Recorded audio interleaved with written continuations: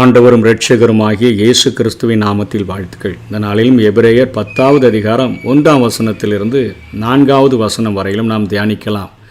இப்படி இருக்க நியாயப்பிரமாணமானது வரப்போகிற நன்மைகளின் பொருளாயிராமல் அவைகளின் நிழலாய் மாத்திரம் இருக்கிறபடியினால், அதாவது இது நிழல் உருவமே தவிர நிஜ உருவம் இல்லை என்று சொல்லுகிறார். வருஷந்தோறும் இடைவிடாமல் செலுத்தப்பட்டு வருகிற ஒரே விதமான பலிகளினாலே என்று சொல்லி நியாயப்பிரமாணம் போதிக்கிற ஒரு சடங்காச்சாரத்தை குறித்து இங்கே எபிரேய ஆக்கியோன் சொல்லுகிறார். ஒரே விதமான பலிகள், பாவ நிவாரண அந்த நாளிலே அவர்கள் கொண்டு வந்து செலுத்தும்படியாக கொடுக்கிற அந்த பலிகள் செலுத்த வருகிறவர்களை ஒரு நாளும் பூரணப்படுத்தாது என்று சொல்கிறாரு. அதாவது செலுத்தப்பட்டு அந்த பலிகள் செலுத்தப்படுகிறதுனால அவர்கள் பூரணப்படுத்தப்படுகிறார்களா? இல்லை.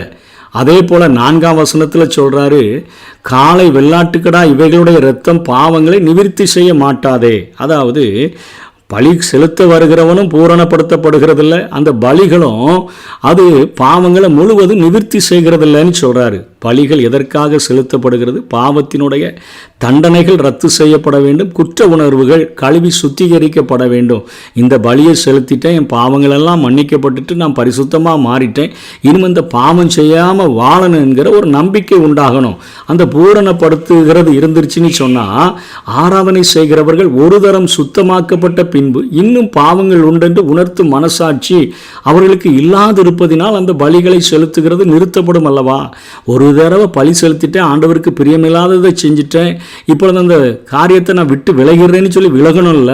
அப்படி அவர்கள் நிறுத்தப்படாமல் பாவங்கள் உண்டென்று அவைகளினாலே வருஷந்தோறும் நினைவு கூறுதல் உண்டாகிறது. பழியை செலுத்திட்டு சடங்காச்சாரத்தை செய்துட்டு நம்ம பாவம் செய்து கொண்டு இருக்கலாம் அப்படிங்கிற நிலைமையில தான் மனிதர்கள் வாழ்கிறார்கள் என்று சொல்லி நியாயப்பிரமாணம் சொன்ன சடங்காச்சாரங்கள் அது நிழல் உருவம்தான், அது நிஜம் அல்ல என்பதை புரிய வைக்கும்படியாக எபிரேய அந்த மக்களுக்கு இங்கே எபிரேய ஆக்கியோன் எழுதுகிறார், நமக்கும் சொல்லித் தருகிறார்.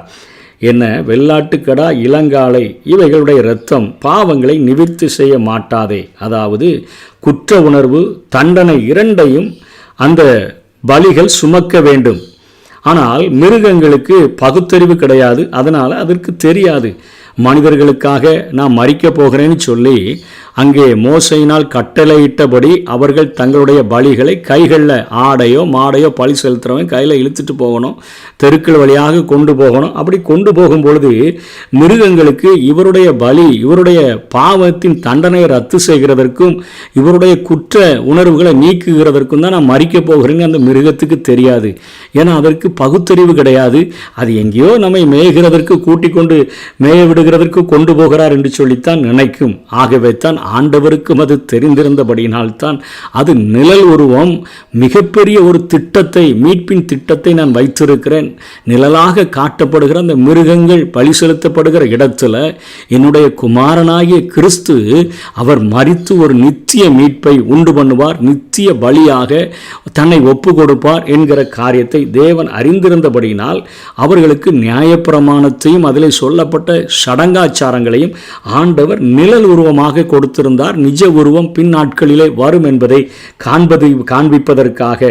ஆகவே மிருகங்கள் பலியாக செலுத்தப்படுகிறதுனால பாவத்தினுடைய தண்டனை முற்றிலுமாக அது ரத்து செய்யப்படாது. அதே போல நிவிர்த்தி செய்யவும் முடியாது, குற்ற உணர்வுகளும் முற்றிலுமாக நீங்க முடியாது. அதே போல பாவம் செய்த ஒரு மனிதனுக்காக ஒரு மனிதன் நான் மரிக்கிறேன்னு சொல்லி வரலாம். உலகத்தின் முழு மனிதர்களுக்காக இன்றைக்கு ஒரு மனிதன் தவறு செய்துட்டான், அவன் வாழ வேண்டியவன், அவனுக்கென்று நிறையா பொறுப்புகள் இருக்குது. அவனை நேசிக்கிற இன்னொருவன் ஒருவேளை போய் நீதிமன்றத்தில் அந்த வழக்குகள் நடந்து கொண்டிருக்கும்போது சொல்லலாம், அவர் அந்த தவறை செய்யலை, அவர்கள் தவறை நான் ஏற்றுக்கொள்கிறேன், அவரை விடுதலை செய்யுங்கள்னு சொன்னால் ஒரு ஆளுடைய தண்டனைக்காக ஒரு ஆளை வேணால் மாற்றி ஏற்றுக்கொள்ளலாமே ஒழிய உலகம் முழுவதும் தப்பு செஞ்சுட்டு ஒரே ஒரு மனிதன் போய் அங்கே நின்று சொல்ல முடியாது. அவர்கள் எல்லாருடைய என் தண்டனையை நான் ஏற்றுக்கொள்கிறேன், எல்லாரையும் மன்னிச்சு விட்டுருங்கன்னா உலகத்தில் உள்ள எந்த ஒரு நீதிபதியும் அதை ஏற்றுக்கொள்ள மாட்டார்கள். நல்லவனுக்காக ஒருவேளை ஒருவன் மரிக்க துணிவான். ஆனால் நம்ம பாவிகளாக இருக்கிற வேளையில் குற்றமில்லாத ஒரு தெய்வம், குற்றமில்லாத தன்னுடைய இரத்தத்தை சிந்தி நித்திய ஒரு பலியாக தன்னை ஏற்படுத்துகிற காரியம் உண்டு என்பதை உணர்த்துவிக்கும் வண்ணமாகத்தான் இங்கே எபிரேய ஆக்கியோன் எழுதுகிறார். இன்னொரு காரியம் புரிந்து கொள்ள வேண்டும். ஏன் ஆண்டவர் இந்த பாவத்திற்கான தண்டனைக்கு பலிகளை எதிர்பார்க்கிறார்னு சொன்னால், எல்லா பாவமும் தேவனுக்கு எதிரானது என்பதை நாம் புரிந்து கொள்ள வேண்டும். சங்கீதம் 51:4 சங்கீதக்காரன் அவன் பாவம் செய்தது, அவன் பத்சேபாளிடத்தில் பாவம் செய்கிறான். அவள் குளிக்கிற அந்த நேரத்தில் அவளுடைய அழகினால் கவரப்பட்டு அவளை கெடுத்து விடுகிறான். அவளுடைய கணவன் தன்னுடைய கடைநிலை போர்ச்சேவகனாய் இருந்த போதிலும் அவனை யுத்தத்திலிருந்து வரவழைத்து அவள் கர்ப்பிணியாக இருக்கிறாள் என்பதை தெரிந்து கொண்டு அந்த பழிகளை அவன் மேலே சுமத்திடணும்னு சொல்லி வீட்டுக்கு போகிறதற்கு அநேக பலகாரங்களை கொடுத்து அவனை அத்தனை ஆயத்தப்படுத்தி அனுப்பி இருந்த போதிலும் கூட அவன் சொல்லுகிறான், என்னுடைய ராஜாவும் அவனுடைய சேனையும் அங்கே யுத்தத்தில் நிற்கும்போது நான் எப்படி என் வீட்டில் போய் சந்தோஷமாக இருக்க முடியும்னு சொல்லிடுறான். அவனுடைய கைகளிலேயே அவனுடைய சாவுக்கான ஒரு லெட்டரை கொடுத்து விட்டு யோவாவின் இடத்துல மும்முரமாய் நடக்கிற யுத்தத்துக்குள்ளே இவனை தள்ளிவிட்டு அவனை கொந்துவிடு என்று சொல்லுகிற காரியங்கள் எல்லாம் நடக்கிறத பார்க்கிறோம். ஆனால் அந்த 2.5 வருடங்கள் கழித்து நாத்தானினால் எச்சரிக்கப்பட்ட பின்பு அவன் சொல்லுகிற காரியம், தேவனுக்கே விரோதமாக, அவர் ஒருவருக்கே விரோதமாக நான் பாவம் செய்து என்று சொல்லி அந்த சங்கீதம் 51 அறிக்கையிடுகிறான். இன்றைக்கு ஒருவேளை நம்முடைய சரீரத்தை நாமே போதை வஸ்துக்களால் கெடுத்து கொண்டோம் என்று சொன்னால், இந்த சரீரம் நமக்கு சொந்தமல்ல. இந்த சரீரத்தை உண்டு பண்ணினவர் தேவன். சிருஷ்டிகளும் மனிதனும் தேவனால் உண்டாக்கப்பட்டவர்கள்.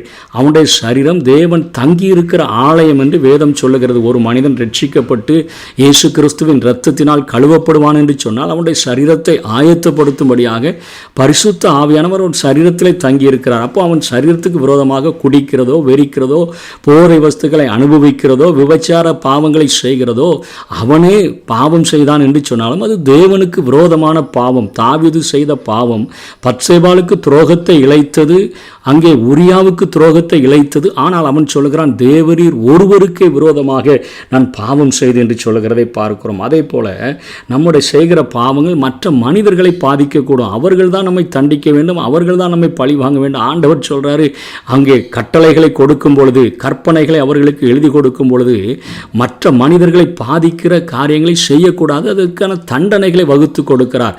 இதனால் தேவனுக்கு எந்த பாதிப்பும் இல்லை.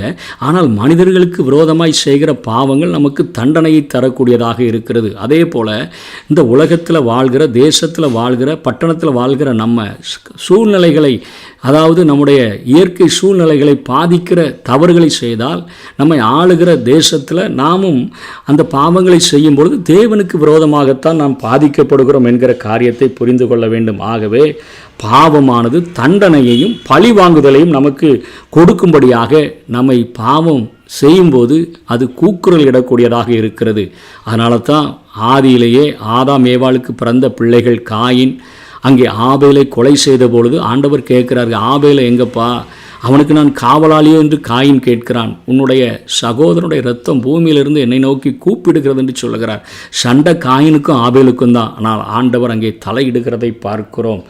என்னாகமம் 31வது அதிகாரத்தில் அந்த பேயேரின் சங்கதியிலே பிலேயாமின் ஆலோசனையினால் இஸ்ரவேல் புத்திரர் கர்த்தருக்கு விரோதமாய் துரோகம் பண்ணி காரணமாய் இருந்தவர்கள் இவர்கள் தானே, அதனால் கர்த்தரின் சபையிலே அவர்களை வாதை நேரிட்டபடினால அங்கே உள்ள எல்லாரையும் அழிக்க சொல்லி அங்கே மோசே கட்டளை இடுகிறதை பார்க்கிறோம். பிலேயாம் போய் விபச்சார பாவங்கள் இஸ்ரவேலர்கள் சொல்லும்படியாக அங்கே அவன் ஆலோசனை கொடுத்து வந்துவிட்டான். அங்கே இஸ்ரவேலர்கள் அநேகர் வாதையினால் அழிந்து போனார்கள். யுத்தம் நடக்கிற பொழுது பிலேயாமை வெட்டி கொள்ளுகிறார்கள். அங்கே உள்ள ஸ்திரீகள் வெட்டி கொல்லப்படுகிறதற்கு உந்தப்படுகிறார்கள். ஆண்டவரால் பழி வாங்குதல் எனக்குரியது, நானே பதிர் செய்வேன். அதாவது மனிதர்களுக்கு மனிதர்கள் தான் பாதிப்பை உண்டு பண்ணுகிறார்கள், அல்லது தங்களுடைய சரீரத்துக்கு விரோதமாகத்தான் பாதிப்பை செய்கிறார்கள், அல்லது சூழ்நிலையை பாதிக்கிற வண்ணமாக, அதாவது சுற்றுப்புற சூழ்நிலைகளுக்கு அவர்கள் கெடுதலை விளைவிக்கிறார்கள். இவைகள் தேவனுக்கு விரோதமான பாவங்கள். இந்த பாவத்திற்கான தண்டனை தேவனிடத்திலிருந்து வருகிறபடியினால் அவைகள் ரத்து செய்யப்பட வேண்டும், குற்ற உணர்வுகள் நீக்கப்பட வேண்டும். இவைகள் வெள்ளாட்டுக்கடா, இளங்காலை இவைகளுடைய அந்த இரத்தத்தினால பரிபூரணமாக விடுதலை ஆக்கப்படாது. இதற்கென்று ஆண்டவர் தன்னுடைய திட்டத்தை இங்கே வெளிப்படுத்தினதைத்தான் இங்கே எபிரேய ஆக்கியோன் புரியும்படியாக சொல்லுகிறார். கீழே உள்ள வசனங்களிலே அதை நாம் கற்றுக்கொள்ள முடியும்.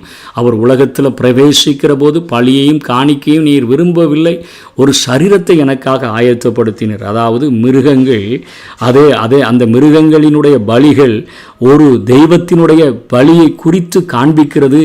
மிருகங்களின் பலிகள் நிழலுருவம், இயேசு கிறிஸ்துவனுடைய பலிதான் நிஜ உருவம் என்பதைத்தான் நியாயப்பிரமாணமும் பலிகளும் சுட்டி காட்டிக்கொண்டே இருந்தன என்பதை இங்கே எபிரேய ஆக்கியோன் விளக்கி காண்பிக்கிறார். ஆகவே மனிதன் தனக்கு விரோதமாக பாவம் செய்தாலும், மற்றவர்களை பாதிக்கிற பாவத்தை செய்தாலும், சுற்றுப்புற சூழ்நிலையில் உள்ள பாவங்களை செய்தாலும் அந்த பாவத்திற்கான தண்டனை தேவனிடத்திலிருந்து வருகிறது. அந்த பரிகாரத்தை தேவனிடத்திலிருந்தே நாம் பெற்றுக்கொள்ள வேண்டும். அதற்காக இயேசு கிறிஸ்து இந்த பூமியில் வந்து நமக்காக மரித்து தன்னுடைய எல்லா சொட்டு இரத்தத்தையும் சிந்தி இருக்கிறபடினாலே அந்த இரத்தம் நம்முடைய பாவத்தின் தண்டனையை ரத்து செய்கிறது மாத்திரமல்ல, நம்முடைய குற்ற உணர்வுகளையும் நீக்கி நம்மை பரிசுத்தமாக வாழ உதவி செய்கிறது. நம்பி விசுவாசிப்போம். கர்த்தர் தாமே நம்மை ஆசீர்வதிப்பாராக.